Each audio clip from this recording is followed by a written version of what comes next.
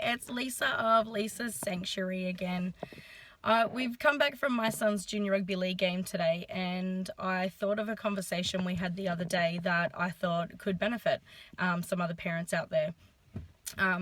So he has played rugby league since he was little, since he was 5, and last year he wanted to have a go at soccer, which was fine. So he played soccer, and then this season decided to go back to rugby league. You know, much to my delight. I have to admit I prefer rugby league over most of the other sports, and he was a little bit upset that he wasn't getting the ball a lot. And I knew that was his problem. He started talking about going back to soccer next year maybe, and he wasn't really sure. I knew, I watch most of his games, so I knew what his problem was, but I was waiting for him to verbalize it to me, and waiting for him to be able to put some feelings towards it.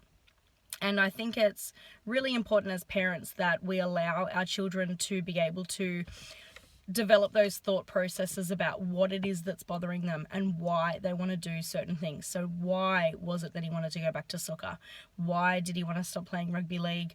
I think it was really important that I, as a mother, didn't jump up and down and, you know, make a big fuss about different things, because he wasn't getting the ball a lot.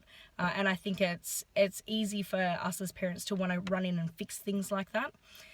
So we changed his mindset with it, and that's actually a post I've blogged about that. I'll leave the blog address in the comments, but I blogged about changing his mindset and his motivation. He actually really picked up. He's had a really great couple of games, the last few games, just by changing his focus about, I need the ball because I want to score a try, to you are part of a team and there are other things you can do as a part of your team to be there and to help out and to support and to feel, you know, good and proud about your efforts. So I did blog about that. But what I'm trying to get at is, he had an issue, and after last week's game, he had said to me, I still can't tackle, because that was one of the things I had said to him. I had said, rather than just getting the ball and running for tries, and, you know, it's important to tackle because stopping tries is just as important as scoring tries.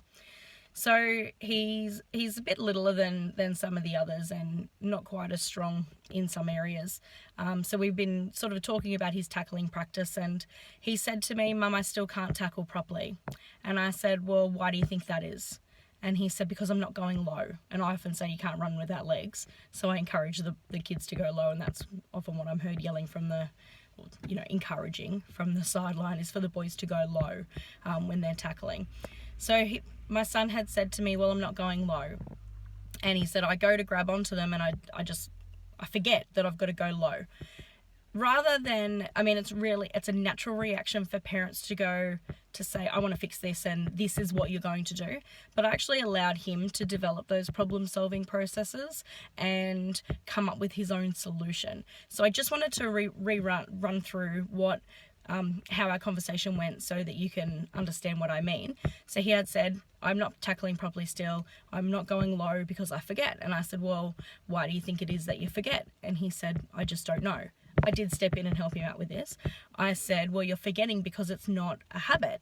It's not something that you regularly do. It's not part of your routine. I said, so how are you going to make it part of your habit? Part of, something that just comes to you. It just happens automatically. And he said, well, I've got to practice more. And I said, yeah, that's it. So then how are you going to practice more? And he thought about it for a couple of moments, and then he said, well, I can practice out in the backyard. And I said, yeah, so what are you going to do with that? And he's got older brothers, so he immediately named them. And I said, yeah, that's a great idea. You can ask them if they'll come out and help you practice and give you some tips, because they've played football themselves. And then he said, but it's been raining, the ground's wet. And I said, well, what are you going to do now then? And he said, well, could I practice in the lounge room, maybe with a mattress or something? And I said, yeah, we can look at that. It's actually a really beautiful day now, so he'll be out there later on. But I said, yeah, well, that's really good that you've thought about that. You know that in order to develop a habit, you need to practice something. It needs to become second nature to you. It needs to become automatic. Secondly, you need to figure out a when and a why and a how, and work on doing it. You have to commit yourself to do it. It has to become a habit. It has to be something you practice over and over. If you run into roadblocks and obstacles, think through them. Just, the rain. It was raining, the ground was wet. Well, we'll just move the practice then. We'll move it to a different area. So getting your kids to develop those problem-solving processes is a really great idea. To develop them is just so beneficial to them as they get older. They're not always going to have mum and dad there to run in and fix the problem. They're not always going to have even any other adult there. It's really important to develop it within themselves so that they know, okay, I've got this problem, rather than just lose control and the whole world just, fall into chaos. They can say, okay, what am I going to do about it? Well, it's not, this isn't happening, so I want this to happen. Well, what do I have to do this? Well, that's in my way, so how do I get around that?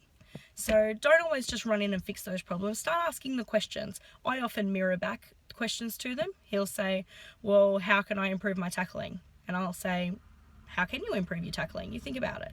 So just mirror the questions back to them and encourage them to think about things like that and to solve their own problems.